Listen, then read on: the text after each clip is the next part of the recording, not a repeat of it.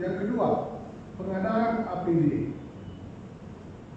Termasuk di dalamnya, cari nomenklatur Pak Kepala BPKD, bisakah kita memberi insentif tambahan kepada para medis?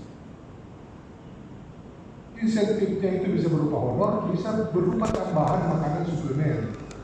Nah, saya yakin proposalnya Kadis Kesehatan itu sudah memasukkan itu. Pasti mereka maju minta untuk tambah honor. Oke, ya, mohon dicatat itu. Kemudian rapid test COVID-19. Jadi perlu ada pengadaan yang cukup besar dari pemerintah provinsi. Itu untuk yang swab, bukan yang tes darah, tes dahak, itu dengan apa lagi sebagainya. Alat-alat itu perlu ada secara masif. Tadi secara saya tadi di luar, kita sangat terbatas jumlahnya yang ada di dinas kesehatan.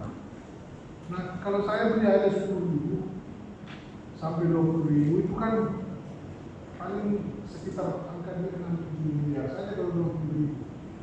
Kalau sudah ada 20.000 bisa dikasih 1.000 per kabupaten, atau bisa dikasih 500 per kabupaten itu.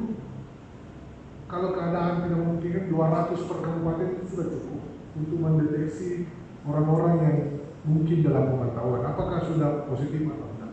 200 itu sudah cukup saya kira untuk rumah sakit kabupaten di daerah untuk melakukan tes bagi yang dicurigai ada tracking, misalnya pernah bertemu dengan orang yang positif.